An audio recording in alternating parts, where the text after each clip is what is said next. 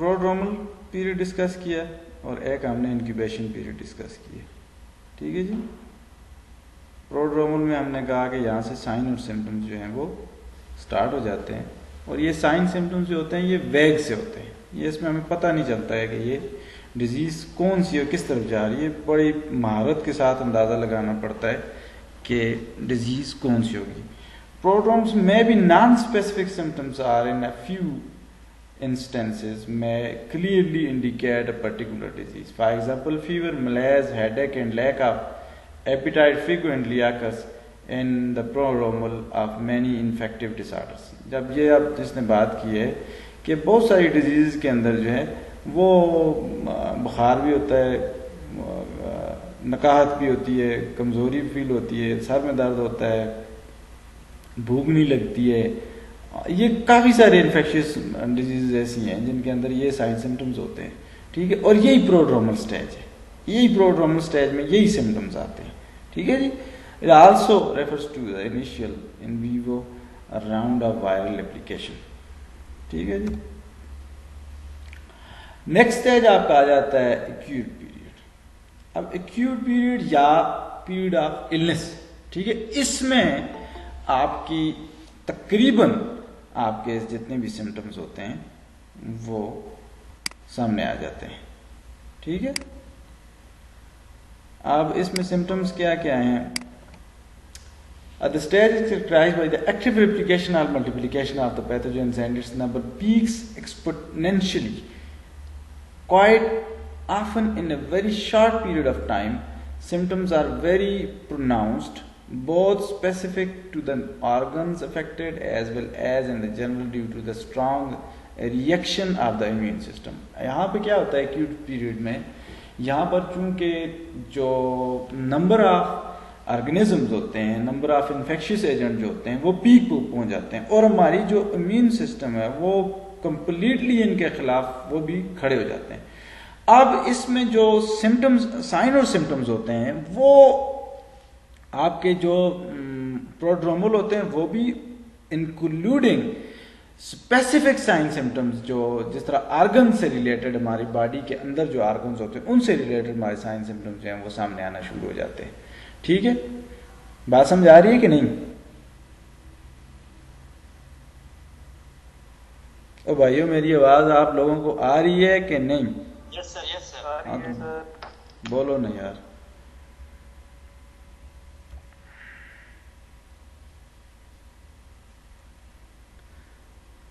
अगर हम दोबारा उस तस्वीर के ऊपर जाएं यहाँ पे, ठीक है, तो ये जो है यहाँ पर ये एक्यूट पीरियड जो है ये यहाँ पे आ जाता है।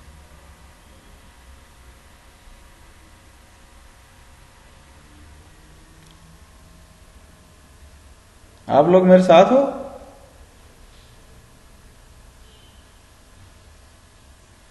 आप लोग मेरे साथ हो?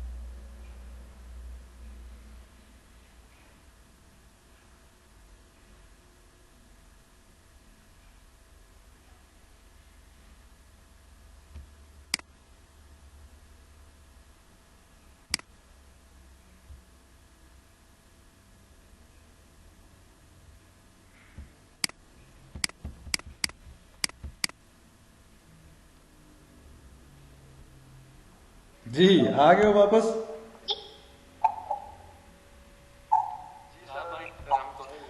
सॉरी सर यार, सिस्टम्स ये प्रोसेस जो है ना बड़े मसले क्रिएट कर रहे हैं। अब चले, आप क्या कर सकते हैं, हमारी मजबूरी है। अच्छा तो आई थिंक सो हम लोग यहाँ तक पहुँच गए थे। हाँ यहाँ तक।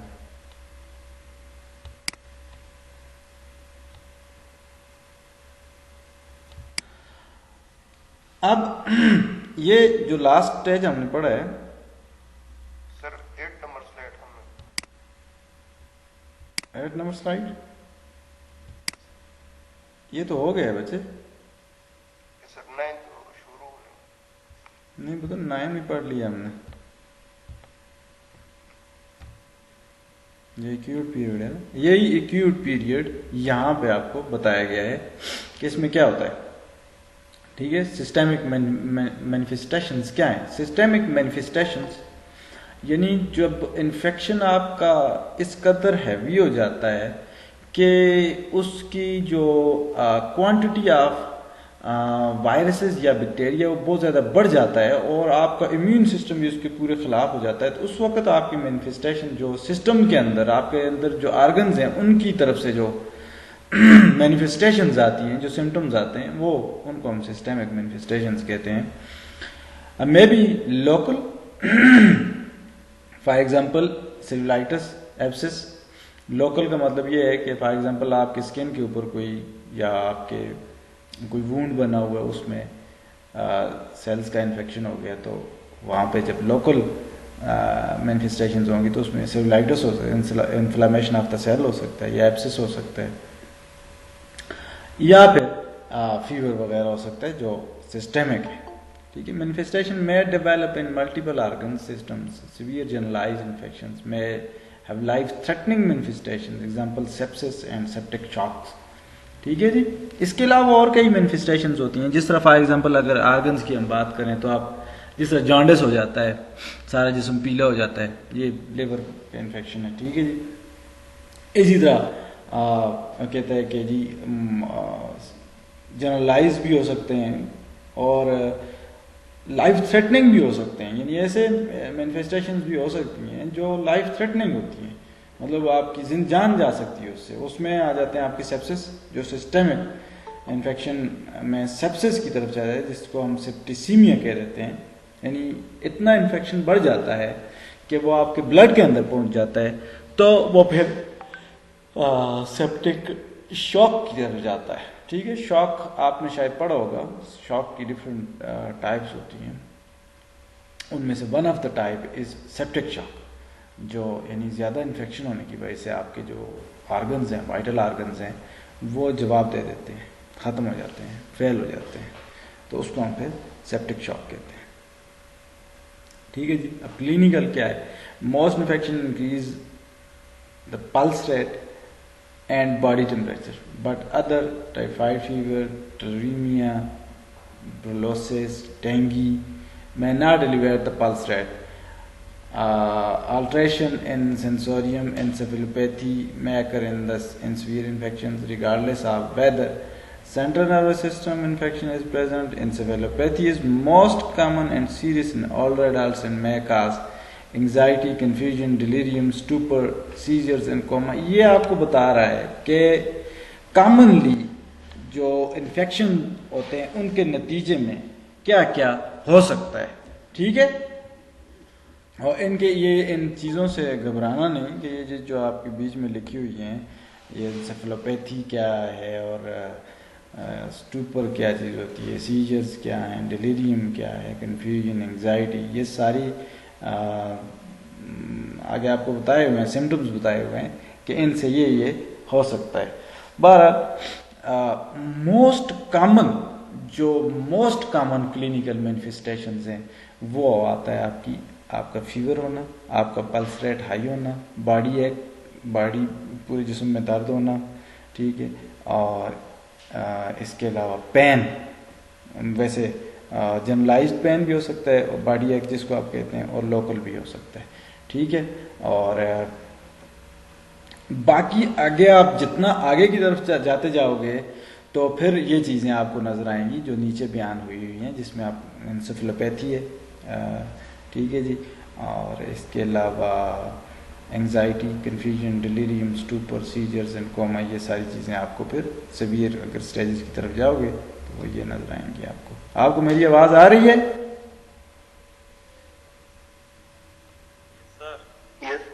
ठीक है। अच्छा, हेमेटोलॉजिक क्या हो सकती हैं? ये क्लिनिकल लगी तो हेमेटोलॉजिक का मतलब ये है कि आपके ब्लड के अंदर क्या हो सकता है। Infectious disease common increase the number of mature and immature circulating lymph node। ये आपके लिए बहुत ज़रूरी है, आपके लिए ये समझना बहुत ज़रूरी है कि हेमेटोलॉजिकली इन्फेक्शन कैसे प्रेजेंट करता है, ठीक है जी। तो हेमेटोलॉजिकली ये कह रहा है कि आपके जो वाइट ब्लड सेल्स होते हैं, जो इम्यून के सेल्स होते हैं, इम्यून के जो सेल्स होते हैं, जो वाइट ब्लड सेल्स होते हैं, वो इंक्रीज हो जाते हैं।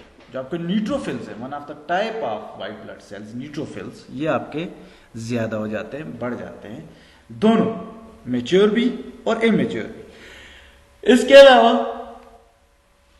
सम infection example typhoid fever, brucellosis commonly causes leukopenia. अच्छा, ये कुछ वायरल इन्फेक्शन और कुछ किस्म के फीवर होते हैं जो आपकी बोन मेरो को इफेक्ट करते हैं और उसमें आपके ल्यूकोपेनिया काज करते हैं। ल्यूकोपेनिया का मतलब ये है कि the deficiency of white blood cells, ठीक है, ल्यूकोसाइट्स की डेफिशिएंसी को ल्यूकोपेनिया कहते हैं। इसके अलावा हाँ ना, ल्यूकोपेनिया, ल्यूकोसाइट्स क्या होते हैं? वाइट ब्लड सेल्स होते हैं ना, तो उसकी डिफिशियंसी को ल्यूकोपेनिया कहते हैं। यानी बाज़ औक़ात इसको आप कैंसर में लेते हो कि ये कैंसर हो गया है ल्यूकोसाइट्स का, एक्चुअली आपका जो बोन मेरो है वो बनाना छोड़ देता है इसको, ठीक है। अच्छा, इसके अलावा एनीमिया हो सकता है रेड ब्लड सेल्स का, ठीक है, can develop despite security tissues iron stores, जबकि आपके जिस्म में आयरन की स्टोरेज भी हो और इसके बावजूद आपको एनीमिया हो जाए, तो ये इन्फेक्शन की वजह से ऐसा भी हो सकता है। सीरियस इन्फेक्शन में काजेज थ्रोम्बोसाइटोपेनिया यानी प्लेटलेट्स की कमी, एंड डिसेमिनेटेड इंट्रावेस्कुलर कोगुलेशन, ठीक है। डिसेमिनेटेड इंट्रावेस्कुलर कोगुलेशन जो है यानी कि क्लॉटिंग फैक्टर्स इसमें डिस्टर्ब हो जाते हैं और आपकी जो कोगुलेशन है, ब्लड का जमना है, वो डिस्टर्ब हो जाता है, ठीक है जी। तो ये हेमेटोलॉजिकली ये साइंस होते हैं। इसमें जो सबसे इंपॉर्टेंट हेमेटोलॉजिकली साइन जो आपको याद रखने की ज़रूरत है वो ये है कि जब भी आपको इन्फेक्शन होगा तो वाइट ब्लड सेल्स की मिकदार जो है वो बढ़ जाएगी, ठीक है। इसके अलावा पल्मोनरी क्या हो सकते हैं? मतलब आपका रेस्पिरेटरी ट्रैक जो है वो क्या कहता है इसमें? कंप्लायंस में decreases progressing to acute respiratory distress syndrome, ठीक है जी। ARDS में बंदा चला जाता है, रिस्पिरेटरी मसल्स फेलियर हो जाता है, ठीक है, अगर इन्फेक्शन इसका इतना ज़्यादा हो। रीनल में क्या हो सकता है? Manifestation ranges from minimal proteinuria to acute renal failure, ठीक है जी। रीनल में इन्फेक्शन अगर बढ़ जाता है तो सबसे पहले साइन ये होता है कि उसमें प्रोटीन वगैरह आती है और उसके बाद जो है अगर आप इन डेप्थ जाएँ तो मतलब इन्फेक्शन ज़्यादा बढ़ जाए तो एक्यूट रीनल फेलियर हो सकता है, which can result from shock and acute tubular necrosis, glomerulonephritis, जो कि कह रहा है कि आगे चलकर ये शॉक में कन्वर्ट हो सकता है, या फिर इससे एक्यूट ट्यूबुलर नेक्रोसिस हो सकता है, यानी कि आपके जो नेफ्रॉन्स हैं वो डैमेज हो सकते हैं, डेड हो सकते हैं। और इसके अलावा ग्लोमेरुलोनेफ्राइटिस हो सकता है, जो ग्लोम्यूर है, जो जहाँ पे आपकी नेफ्रॉन का जो पहला हिस्सा पार्ट है उसकी इन्फ्लेमेशन हो सकती है, ठीक है जी। हेपेटिक डिस्फंक्शन क्या हो सकते हैं, यानी कि आपका लिवर जो है उसमें क्या प्रॉब्लम आ सकते हैं इन्फेक्शन की वजह से, जैसे मैंने आपको पहले भी बताया था, इंक्लूडिंग कोलिस्टैटिक जॉन्डिस, ऑफन अ पूर प्रोग्नोस्टिक साइन, ठीक है जी। मैंने आपको पहले भी बताया था कि सिस्टेमिक में जब हम अंदर जाते हैं तो लिवर इसमें सबसे ज़्यादा जो है वो मुतासर होता है, और उसमें जो सबसे पहला साइन उसका आता है वो जॉन्डिस है। ठीक है, तो जॉन्डिस जो है वो क्या है, जिसको हम उर्दू ज़ुबान में वैसे पीलिया कहते हैं, यानी जिस्म जो है वो सारा पीला नज़र आता है। Even though the infection does not localize to the liver, ज़रूरी नहीं है कि ये इन्फेक्शन लिवर में हो, ज़रूरी नहीं है कि ये इन्फेक्शन जो है वो लिवर में हो। अगर इधर उधर भी होता है तो चूंकि लिवर एक ऐसी जगह है जहाँ पर तमाम चीज़ें आकर, जितनी भी चीज़ें होती हैं वो लिवर में से होके जाती हैं। ठीक है, तो इसलिए लिवर जो है वो हर इन्फेक्शन के साथ डिस्टर्ब जो है वो होता है। ठीक है जी। इसके अलावा गैस्ट्रोइंटेस्टाइनल क्या हो सकते हैं जी? मैनिफेस्टेशन इंक्लूड्स पर जीआई ब्लीडिंग हो सकती है, जीआईटी ब्लीडिंग हो सकती है, gastrointestinal bleeding due to stress ulceration that may occurs during sepsis. ठीक है, स्ट्रेस अल्सर का नाम आपने सुना होगा, एंग्जाइटी डिप्रेशन की वजह से मैदा जो खाली रह जाता है, वहाँ पर अल्सरेशन हो जाती है, HCl की मकदार ज़्यादा बढ़नी शुरू हो जाती है, तो उसमें स्ट्रेस अल्सर जो है वो बन जाते हैं। ठीक है जी। एंडोक्राइन डिसफंक्शन में क्या है जी? इसके अंदर increase production of thyroid stimulating hormone, सबसे ज़्यादा थायराइड TSH जो है ये ज़्यादा बनना शुरू हो जाता है। वेजोप्रेसेंस, इंसुलिन एंड ग्लूकागॉन, ये आपने पढ़े होंगे, सारी चीज़ें आपने पढ़ी हुई होंगी। वेजोप्रेसन क्या होता है जी? Vasopressin is kind of hormone which increase your blood pressure. ठीक है जी, वेजोप्रेसन। इसके अलावा इंसुलिन है, ग्लूकागॉन है, ठीक है, इनकी प्रोडक्शन इंक्रीज हो जाती है। एक्चुअली एंडोक्राइन का उस वक्त ज़्यादा फंक्शन उस वक्त ज़्यादा हो जाता है जब आपकी पैरासिम्पथेटिक और sympathetic nervous system, parasympathetic nervous system जब स्टार्ट हो जाता है तो ये जो आपको अभी बताया है हार्मोन्स, वेजोप्रेसन, इंसुलिन, ग्लूकागॉन, ये बढ़ जाते हैं। ठीक है, breakdown of skeletal muscles, proteins and muscle wasting secondary to increase metabolic demands. अब अगर ये चीज़ ज़्यादा देर रहे तो फिर क्या होगा? फिर जिस्म जो आपका जो है वो इस तरफ जाएगा कि आपकी स्केलेटल मसल्स जो हैं उनमें जो प्रोटीन है वो उनकी वेस्टेज स्टार्ट हो जाएगी, वो गलना शुरू हो जाएंगे। अब ये क्यों गलेंगे? चूँकि आपका ये ऊपर आपने देखा कि ग्लूकागॉन की मकदार बढ़ रही है, इंसुलिन की मकदार बढ़ रही है, तो जाहिर सी बात आपकी एनर्जी की प्रोडक्शन की ज़रूरत है। आपको जिस्म में ज़्यादा एनर्जी जो है वो बनाने की ज़रूरत है। आपका जो भूख का लगना है ये डिपेंड करता है आपके हार्मोन्स लेवल के ऊपर। अगर हार्मोन्स का लेवल अगर बढ़ जाएगा तो आपका जो BMR है, बॉडी मेटाबॉलिक रेट जो है वो भी बढ़ जाएगा। बॉडी मेटाबॉलिक रेट बढ़ेगा तो एनर्जी जो है वो कंजम्पशन बढ़ जाएगी, तो फिर आपको ज़्यादा से ज़्यादा, अब इतनी खुराक इंसान पूरी नहीं कर सकेगा जितनी उसको ज़रूरत होगी। अब जब नहीं पूरी होगी तो जिस्म अपने आप को फिर पेश कर देता है। ठीक है, इसमें जिस तरह आप रोज़ों में होता है कि इंसान जो है वो उसके अपना जो स्टोरेज होता है एनर्जी का वो लेवर देना शुरू कर देता है। जब वो स्टोरेज ख़त्म होता है तो आपकी फ़ैट गलनी शुरू हो जाती है, फ़ैट ख़त्म होती है तो प्रोटीन गलनी शुरू हो जाती है। ठीक है, प्रोटीन यानी कि आपके मसल्स जो है वो भी गलना शुरू हो जाते हैं। तो इस तरह से ये प्रेजेंट करती है। बोन डिमिनरलाइजेशन होती है, बोन के अंदर से कैल्शियम जो है वो निकल जाता है। ठीक है, और बोन पोरस होना शुरू हो जाती है। Hypoglycaemia occurs infrequently in sepsis, but renal insufficiency should be considered in patients with hypoglycemia and sepsis. Hyperglycemia may be an early signs of infection in diabetes. ठीक है जी, मोस्टली जो आपका इन्फेक्शन होता है उसके अंदर हाइपोग्लाइसीमिया में पेशेंट जाते हैं। ठीक है, सेप्सिस के अंदर इनफ्रीक्वेंटली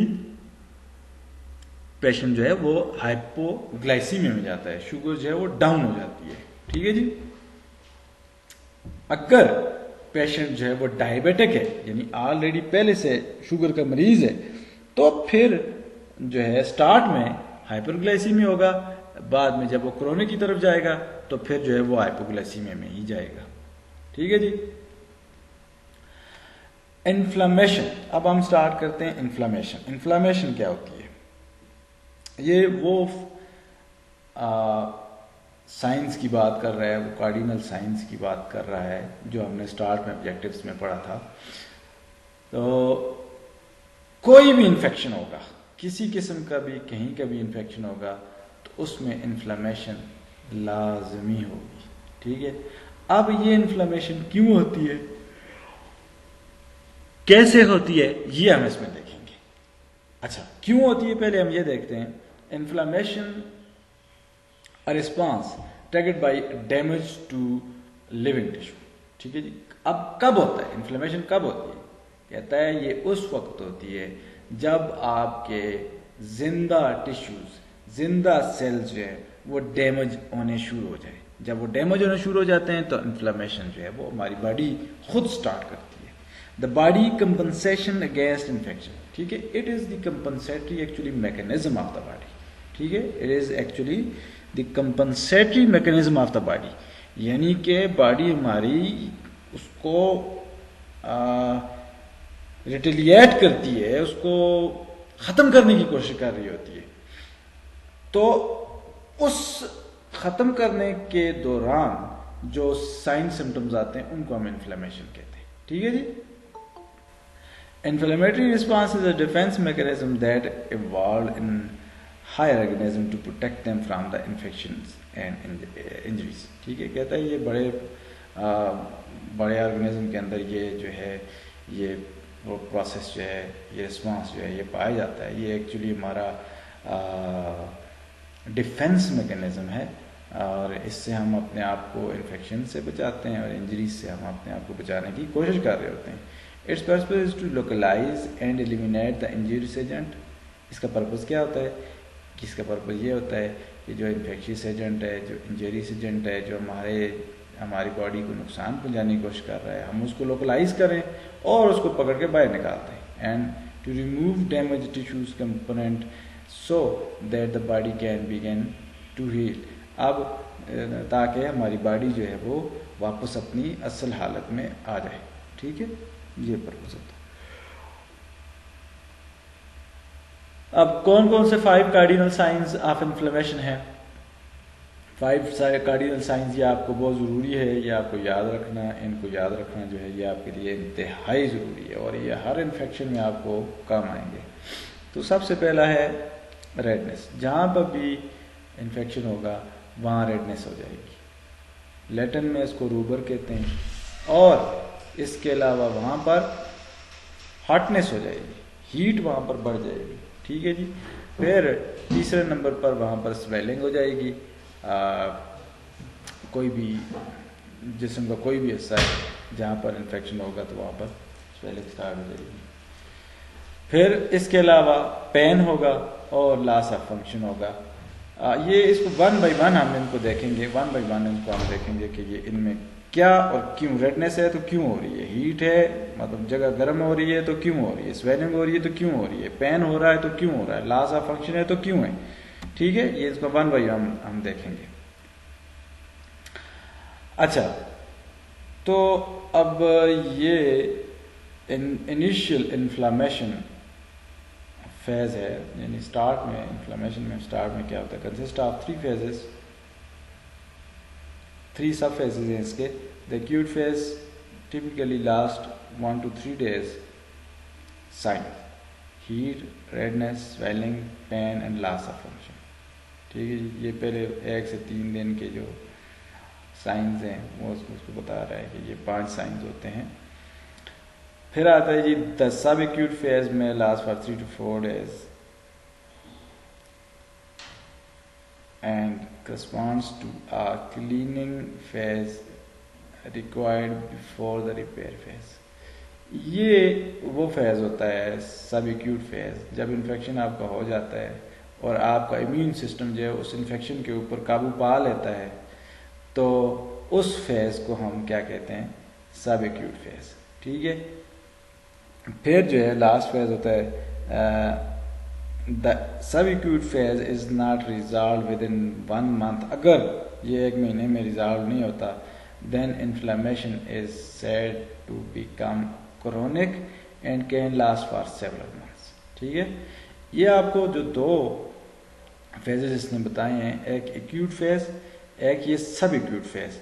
सब एक्यूट फेज वो फेज होता है जिसमें यानी कि आपके जो आपका इम्यून सिस्टम है वो आपके इन्फेक्शन के ऊपर काबू पा लेता है। ठीक है, अगर ये काबू पा लेता है तो नेक्स्ट फेज स्टार्ट हो जाता है कौन सा जी? Cleaning phase. ठीक है, नेक्स्ट फेज कौन सा स्टार्ट हो जाता है? Cleaning phase. ठीक है, और अगर ये काबू नहीं पा सकता और ये 1 मंथ से बढ़ जाता है तो फिर आपका स्टार्ट हो जाएगा आपकी क्रोनिक इन्फ्लेमेटरी पीरियड जो है वो क्रोनिक इन्फ्लेमेशन या क्रोनिक इन्फेक्शन में ये चीज चली जाएगी। ठीक है जी, और ये फिर सेवरल मंथ्स तक जा सकती है। ये देखें जी, अब हम बात करते हैं सबसे पहली जो हमने बात की थी कि इन्फ्लेमेशन के साइंस कौन कौन से होते हैं, जो कार्डिनल साइंस हैं, जिसमें सबसे पहला साइन था heat, redness, swelling, pain and loss of function. ठीक है जी, अब यहाँ पे आपको बिल्कुल आसानी के साथ क्लियर हो जाएगा कि ये हीट क्यों हो रही है, रेडनेस क्यों हो रही है। ठीक है जी, और ये स्वेलिंग क्यों हो रही है, ये बिल्कुल क्लियर हो जाएगा इंशाल्लाह। तो सबसे पहली चीज़ है जी, वेस्कुलर स्टेज में leads to an increase in blood flow. जहां पे भी आपके इन्फेक्शन होगा तो वहां पर सबसे पहली चीज क्या होगी, वैसे फॉर द टाइम बीइंग, यानी कि बिल्कुल short period of the time के लिए वेजो कंस्ट्रिक्शन होती है। ठीक है, very short period, for very short period of time सबसे पहले वेजो कंस्ट्रिक्शन होगी। वेजो कंस्ट्रिक्शन क्यों होगी? क्योंकि अगर वहां पर ब्लीडिंग हो रही है तो वेजो कंस्ट्रिक्शन होगी तो ब्लड वहां पे कम जाएगा तो ब्लीडिंग कम होगी, इसलिए वेजो कंस्ट्रिक्शन होती है। लेकिन जैसे ही ब्लीडिंग स्टॉप होगी या वो डैमेज रोकेगा तो एकदम से वहां पर वेजो डायलेटेशन हो जाएगी। क्या हो जाएगी?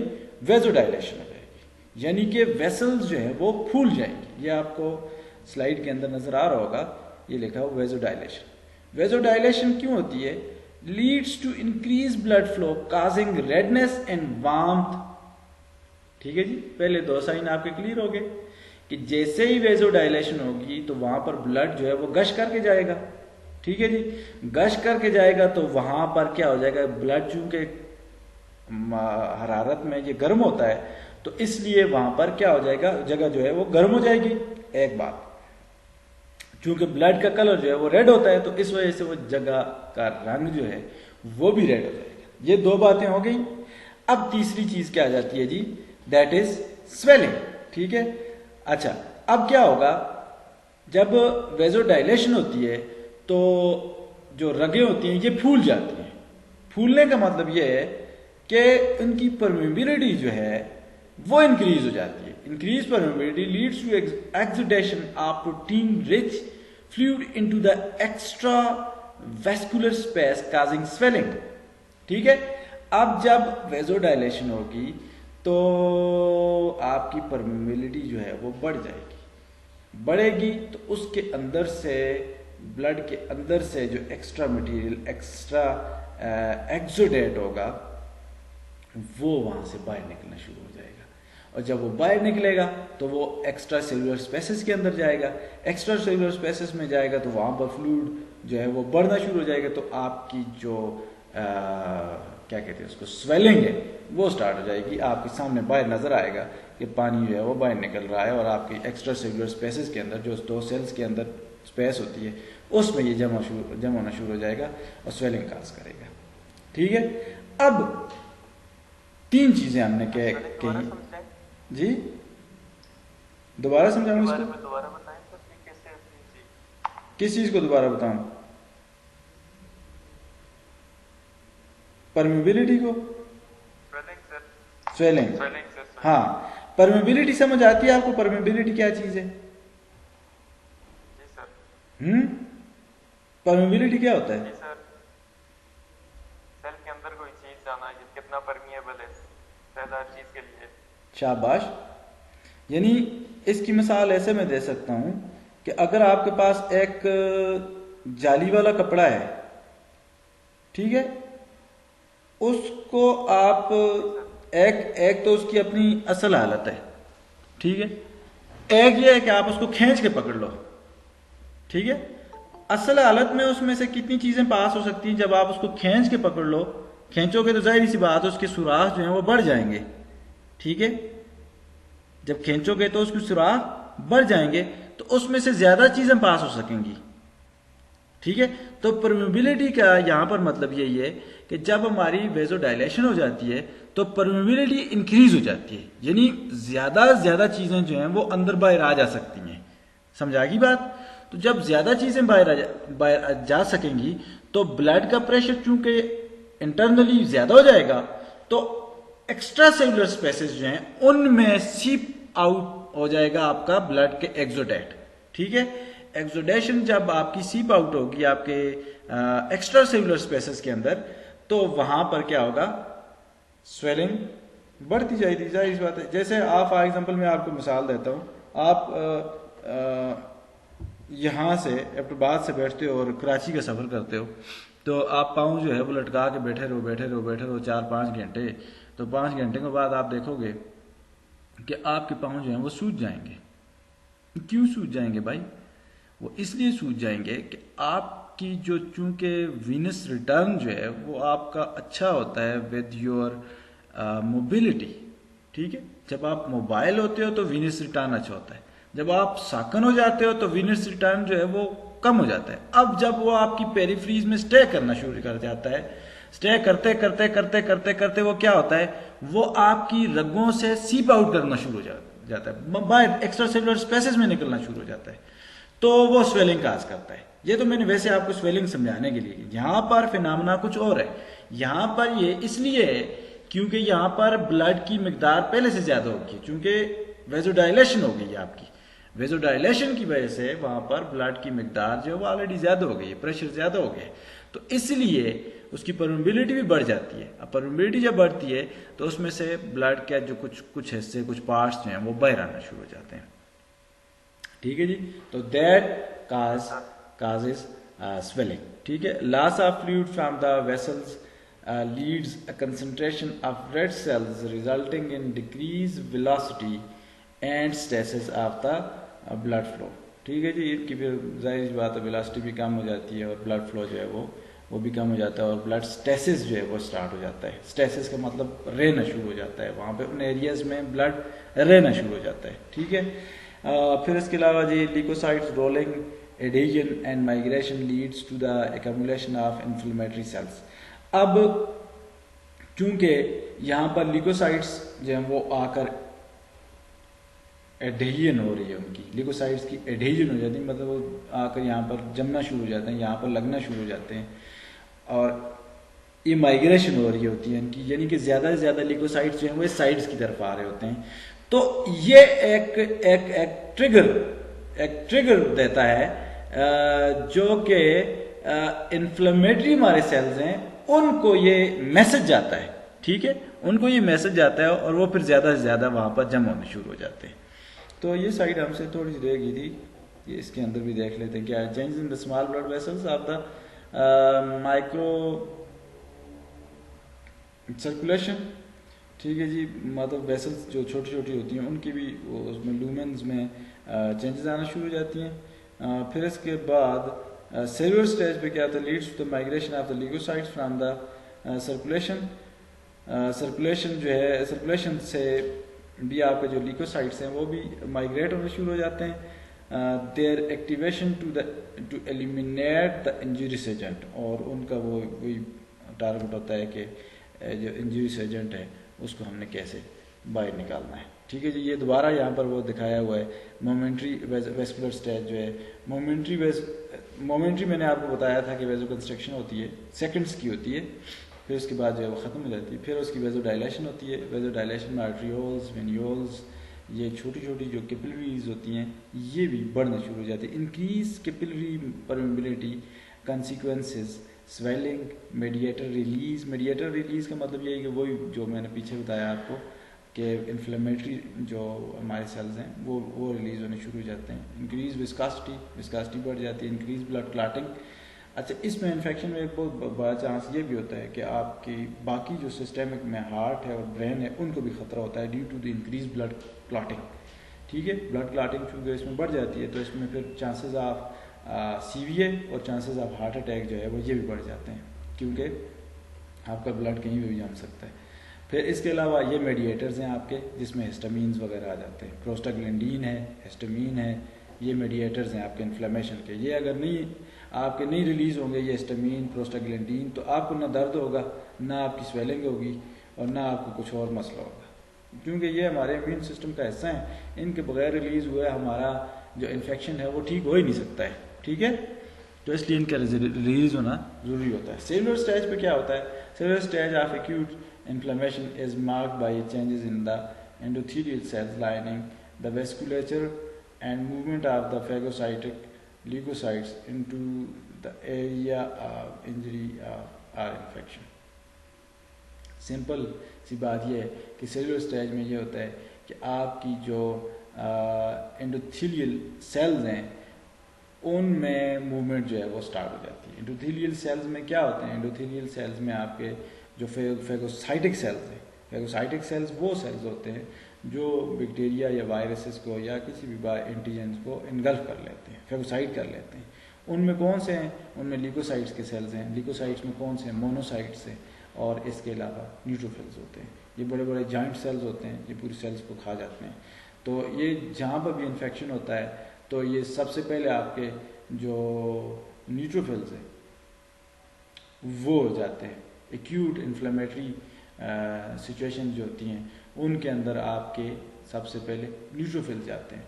जब ये न्यूट्रोफिल्स जो हैं ये अपना काम कर लेते हैं और इन्फ्लेमेशन और इन्फेक्शन जो है वो ख़त्म नहीं हो रहा होता, तो फिर आपके मोनोसाइट्स जो हैं वो बनना शुरू हो जाते हैं। मोनोसाइट्स जो है वो अपना काम करते हैं फिर लेट स्टेजेस में।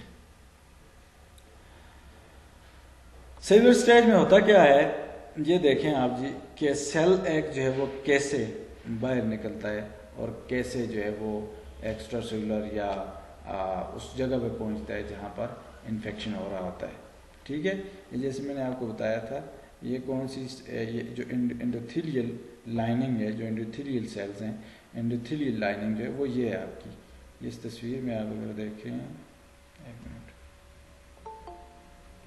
कहाँ चला गया,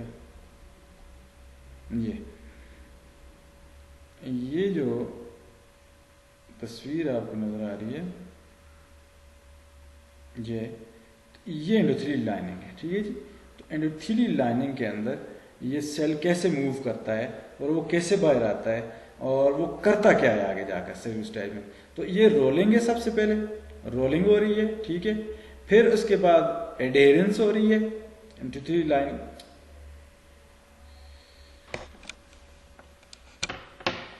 एक मिनट,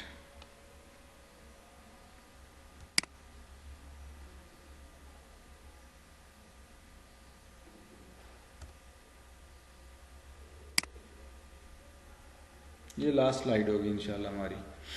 अच्छा, तो क्या है आपकी रोलिंग है, एडिशन हो रही है, एडिशन के बाद ये ट्रांसमाइग्रेशन इसको कहते हैं। ट्रांसमाइग्रेशन का ये मतलब है कि आपकी जो सेल वाल है उससे बाहर निकलना, ठीक है जी। ट्रांसमाइग्रेशन है, ट्रांसमाइग्रेशन के बाद कीमोटैक्सिस इसको हम कहते हैं। कीमोटैक्सिस का मतलब ये होता है कि वो सेल्स जो आपके इम्यून सेल है उसका मूव करना टूवर्ड्स दी पैथोजन, ठीक है, जो आपका इन्फेक्शियस एजेंट है उसकी तरफ मूव करना जो है उसको हम कीमोटैक्सिस कहते हैं, ठीक है जी। कीमोटैक्सिस के बाद क्या होता है? फेगोसाइटोसिस होता है। फेगोसाइटोसिस ये है कि ये आपके इन्फेक्शियस एजेंट्स हैं और ये आपका इम्यून सेल है, ये उनको निगल जाता है, खा जाता है। अब खाने के बाद ये क्या होता है? अपोप्टोसिस होता है। Apoptosis is the cell death, जिसको आप ये कह सकते हो कि ये सुसाइड है। अपोप्टोसिस जो है ये सेल की सुसाइड है, ये सेल अपने आप को ख़त्म कर देता है, क्योंकि वो इतना ज़्यादा इन्फेक्शन एजेंट को खा जाता है कि वो उसका बचना जो है वो नामुमकिन हो जाता है, वो फिर अपने आप को ख़त्म कर देता है। इसको अपोप्टोसिस कहते हैं। तो यहाँ पर भी यही स्टेजेस में यही है जी, रोलिंग है, माइग्रेशन है, एडिशन है, ट्रांसमिनेशन, ट्रांस माइग्रेशन जो है क्रॉस द एंडोथेलियम, डायपिडिसिस इस बीज को कहते हैं, डायपिडिसिस, ठीक है जी। और फिर कीमोटैक्सिस है। कीमोटैक्सिस मैंने आपको बताया था, migration towards the infectious agent, formation of inflammatory barriers हैं, फिर एप्सोनाइजेशन है, फेगोसाइटोसिस है, फिर किलिंग है, ये किलिंग यहाँ पर जो बात किलिंग की हो रही है ये बैक्टीरियल सेल्स जो हैं उनकी किलिंग की बात हो रही है, ठीक है जी। और फिर उनको डाइजेस्ट कर लेना है, जब किल हो जाते हैं तो वो अंदर जाकर डाइजेस्ट हो जाते हैं, ठीक है। सर आज के लिए इतना काफ़ी है, ठीक है। हाँ जी बोलो। सर ये येलो येलो क्या है? पहले आप ये देखिए, पहले रोलिंग और ये इसके साथ एक छोटा सा येलो सा सर्कल अटैच है, ये क्या है? ये नीचे सर, नीचे नीचे नीचे नीचे। ये नहीं सर, रोलिंग है ना हमारे साथ, रोलिंग से पहले वाला सबसे पहले स्टेज है येलो सा कुछ इसके साथ अच्छा, attach ये हुआ है। एक्चुअली इसका जो है ना इसकी साइट है, जो जो जिस साइट को जाकर इसने एंडोथेलियल लाइनिंग के साथ जाकर अटैच करना होता है, ठीक है। ये समझ लो कि ये इसके जो वो पॉइंट्स हैं, जिसको हम क्या कहते हैं, जिस तरह हम कहते हैं कि किसी किसी बैक्टीरिया या वायरस को किल करने के लिए उसके खास पॉइंट्स होते हैं, उन पॉइंट्स पे जब तक जाकर जो मेडिसिन है वो नहीं एक्ट करती है उस वक्त तक वो ख़त्म नहीं होता है। तो इसी तरह इसके भी ये पॉइंट्स हैं, आप यहाँ पे देख सकते हो कि ये पॉइंट्स ये यहाँ पर आकर ये अपने आप को यहाँ अटैच कर रहा है, ठीक है। अटैच करके फिर ये इससे स्रॉथ करके अंदर चला जाएगा। अटैच करता है, अटैच करने के बाद ये जो एंडोथेलियल लाइनिंग है ये खुल जाती है, ओपन हो जाती है। अब इसको आप ऐसा समझ लो कि ये एक की है इसके पास, ये एक की तरह है, ये की को यहां पर अटैच करेगा तो तब ये एंडोथेलियल लाइनिंग जो है ये ओपन होगी। बात है, ये चैनल्स होते हैं ना, चैनल को चैनल के साथ जब तक अटैच नहीं करते हैं उस वक्त तक वो, आपको पता है कि सेल की जो वाल होती है वो कुछ चीजों को बाहर जाने देती है, हम कहते हैं कुछ चीजों को बाहर नहीं जाने देती है। अब जो जिनको नहीं जाने देती है इसका क्या मतलब होता है? इसका मतलब ये होता है कि उनके पास वो चैनल ही नहीं है, की नहीं है उनके पास, वो चैनल ही नहीं है उनके पास। अब जिनके पास चैनल होता है तो वो उसी चैनल को यूज करके बाहर जाते हैं, ठीक है। एग्जैक्टली, बस ये वही चीज है जी। मतलब सेल में जाके इसने आगे फिर फेगोसाइटोसिस किया, फिर वहीं पे तबाह हो गया। हाँ जी बिल्कुल, ये जरूरी नहीं है कि हर सेल एपोप्टोस हो जाए, उसका एपोप्टोसिस हर सेल का नहीं होता, ठीक है। जिन सेल्स का मतलब फॉर एग्जांपल अगर 80-90% वो इन्फेक्शियस हो जाते हैं और समझते हैं कि ये नहीं अब बच नहीं सकते हैं, या उनकी जो वो क्या कहते हैं उसको दिन पूरे हो जाते हैं, तो उनका एपोप्टोसिस होता है, हर एक का नहीं होता, ठीक है। आज के लिए इतना ही काफी है। लिवर का काफी है सर, लिवर का आपने कहा था ना कि सारे बॉडी का ब्लड जो है वो लिवर से होके जाता है। बिल्कुल एग्जैक्टली। तो किसी दिन सर फ्री हो तो आप ये भी हमें समझा दें, जैसे लंग्स का तो हमने पढ़ा है, हार्ट में कहते हैं लंग्स को जाता है फिर वापस हार्ट में आता है, लिवर का नहीं पता सर। बिल्कुल, क्यों नहीं, आप बल्कि मुझसे अगली क्लास में पूछ लेना, आज बहुत थक गया हूँ तो मैं आपको समझा दूंगा इंशाल्लाह। ठीक है sir, thank you so much. Okay, Allah Hafiz. Sir Allah Hafiz.